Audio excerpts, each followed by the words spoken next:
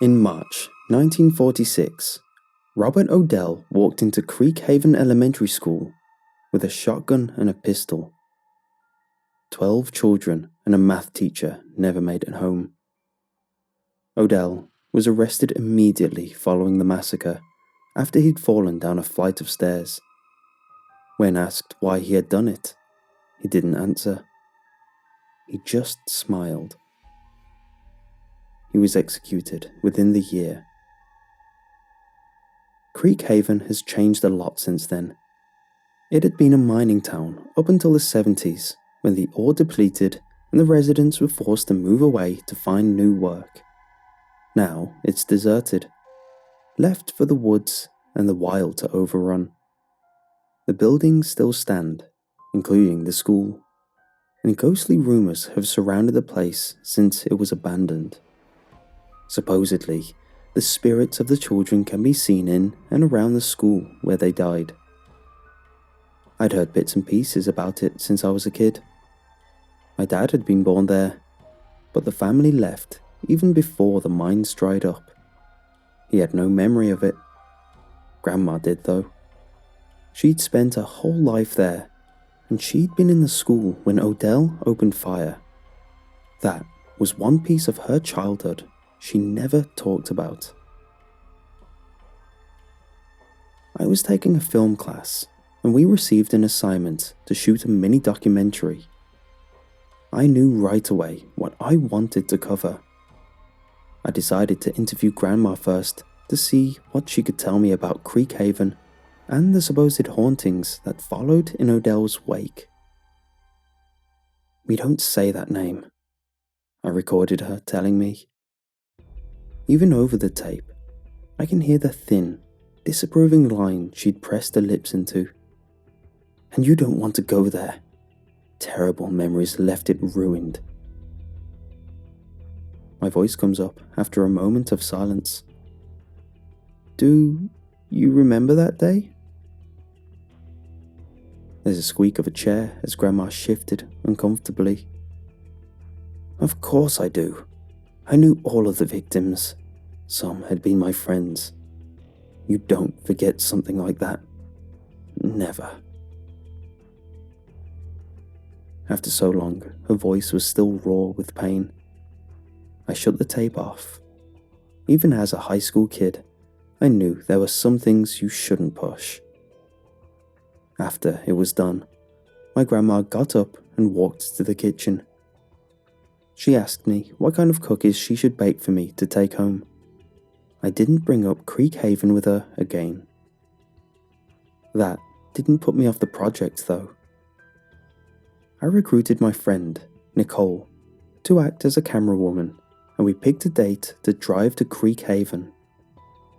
Despite its bloody past, neither of us believed that it was truly haunted.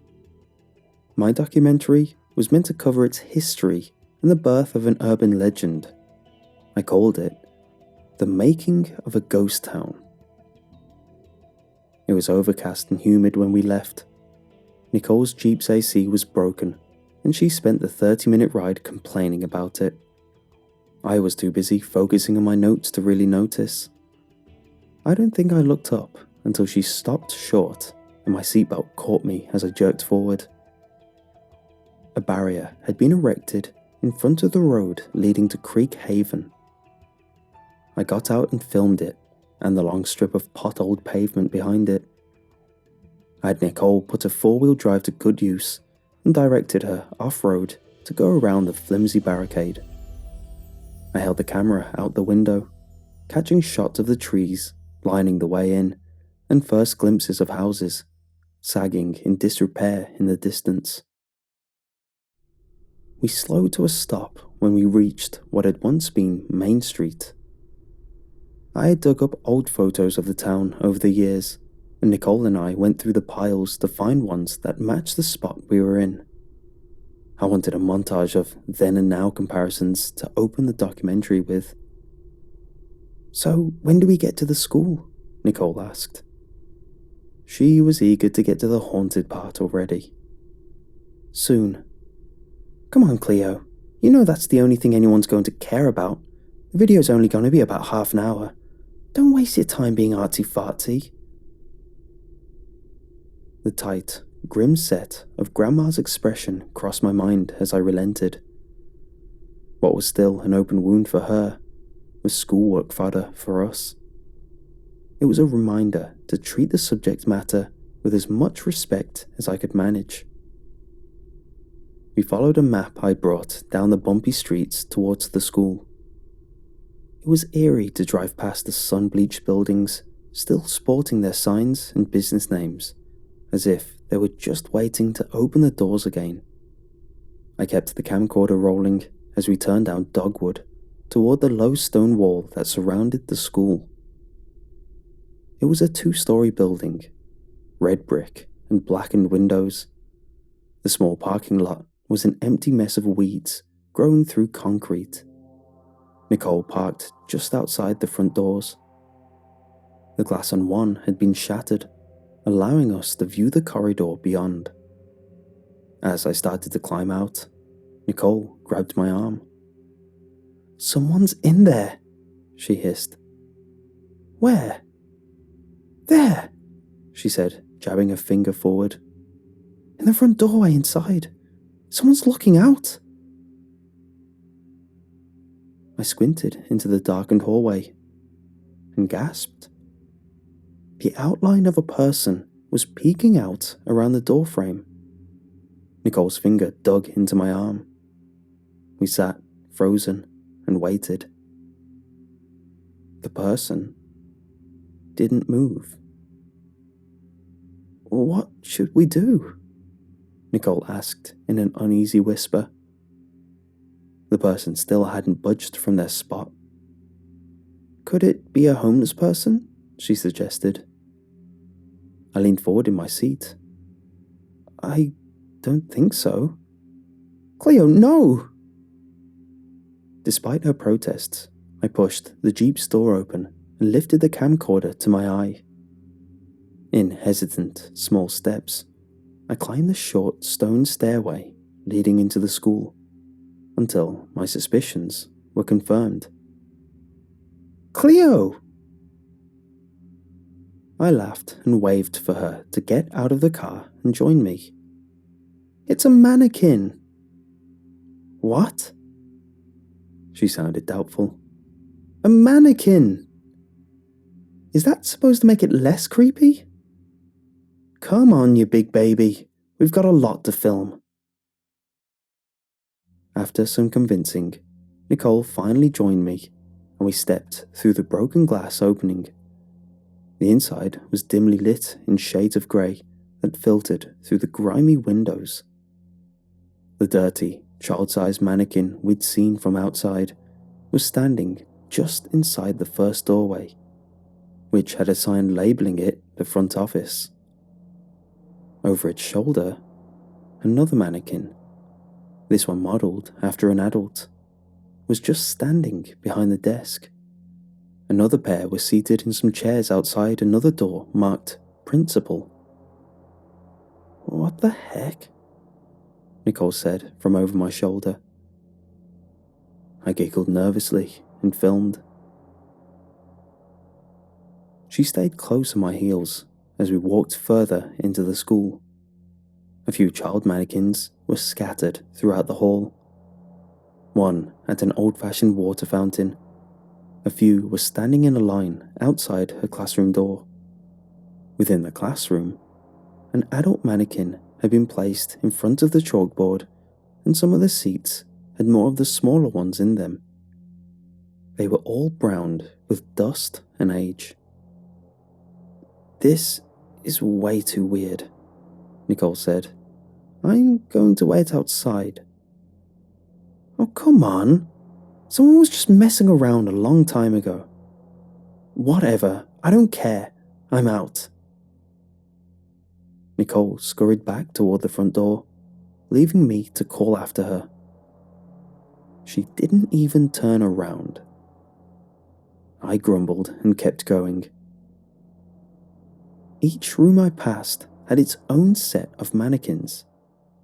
They were positioned in ways that mimicked what a typical school day might have looked like. teachers leading classes of students, an empty library where a lone mannequin was left behind the checkout desk, a cafeteria with a handful of child-sized mannequins scattered around the tables. There was even one class where a couple of kid mannequins had been made to look like they were passing a note between them. It was weird, like Nicole had said, and I couldn't deny that goosebumps had been creeping up my arm since the first child mannequin. But I told myself it was harmless. I wasn't a little kid who was going to be scared over some overgrown dolls. Not when 30% of my grade depended on it. I walked by faded, torn posters and glanced into every doorway, filming as I went. I'd have to add a voiceover later. The stairwell leading up to the second floor was halfway down the hall. They still seemed sturdy enough, and I walked up them one at a time, slow and cautious the whole way.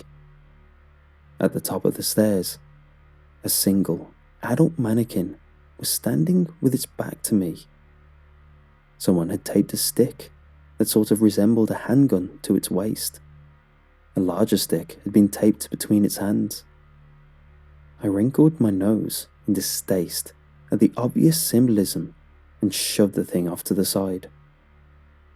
It fell over with a crash that echoed down the length of the hall. I shuddered and stepped over its legs to continue on.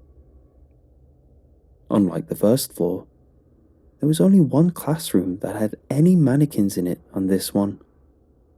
An adult-sized mannequin was at the front of the room, half turned with its arms raised and pointing toward the blackboard.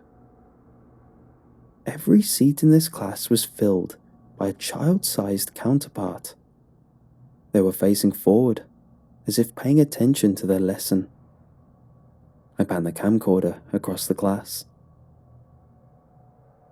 A loud bang came suddenly from the stairwell, and I jumped, instinctively turning towards it. The silence that followed rang heavy in my ears. "Nicole?" I called. "I'm up here." But my friend didn't answer. Icy sweat broke out from the back of my neck. I chewed my lip, trying to convince myself it had just been something I disturbed on my way up, finally toppling over. My thoughts were cut short by the soft murmur of childish whispers coming from within the classroom. Slowly, even as I screamed at myself not to, I looked back into the class. All of the mannequins' heads had turned toward the door. Their blank, pale faces were fixed on me. I stumbled back with a short cry, my camcorder fumbling in my hands. Something creaked, low and long, from inside the class. Suddenly, I couldn't remember how to move my legs. There was a heavy thud, another, and then a third, like footsteps. And they were getting closer. A deep, guttural growl rumbled out into the hall. The footsteps were becoming quicker. I tore myself from the spot and ran, screaming down the hall. At the top of the steps, my feet tangled in the legs of the mannequin I pushed over, and I barely managed to catch myself on the railing before pitching headlong down the stairs. Frantically, I looked back toward the classroom. Dirted, elongated fingers had closed around the doorframe. The mannequin dragged itself stiffly into the hallway. Its head turned jerkily toward me, and it growled again. I didn't look back a second time as I leapt down the stairs, two at a time, and bolted back down the hall to the front door, shouting for Nicole to start the car. I was convinced I could hear the uneven, angry footsteps of the mannequin pursuing me out of the school. We screeched out of the parking lot and out of Creek Haven. I couldn't bring myself to review the footage until a few days later, when the fear had dwindled a bit and it seemed less real. Nicole didn't want to see it at all. "I'm going to have nightmares enough as it is," she'd said after I told her what had happened. I sat at my desk, every light in my room on, and I plugged the camcorder into my computer. I skipped over the initial shots of the town until I got to the elementary school. Seeing the mannequins again made my heartbeat quicken, and I fast-forwarded until I got to the classroom on the second floor. There was a bang, which sent the camcorder jumping and off focus. It had come to rest briefly on a plaque outside the door, and I caught the word Parker before the camera was moving again and everything became a blur. My own heavy breathing and screaming drowned out any other noise. The only thing I managed to capture in my desperation to escape was a glimpse of the adult-sized mannequin standing in the hallway as I headed down the stairs. I ended up turning in a documentary on a different, more duller topic, but I kept my footage from the school saved in a hidden folder. Aside from Nicole, I was only ever brave enough to bring it up to another person. "Grandma," I said, "I know you don't like talking about Creekhaven, but did the name Parker mean anything?" Grandma nodded once, a subtle movement. "Mr. Parker. He was my math teacher." His classroom had been on the second floor. When Robert Odell began his rampage, Cyrus Parker had been in the middle of a lesson. Students, Grandma included, would later say they didn't know at first what the loud noises they heard downstairs were. Mr. Parker must have known, but he calmly told them to stay in their seats while he checked it out. The last words he spoke to the children were the same he said every day at the end of class. "Study hard, do your homework, make me proud." He had closed the door behind him. Grandma distinctly remembered the sound of the lock turning into place. The teacher in the next class over had poked her head out when the screaming began from downstairs. She watched Mr. Parker run past her toward a stranger who had just stepped onto the second floor landing. It wasn't until the shotgun blast that she realized what was happening. Mr. Parker took it in the stomach and he growled. He had jumped onto the shooter and both fell down the stairs. He died lying atop that monster. Grandma looked away and dabbed her eyes.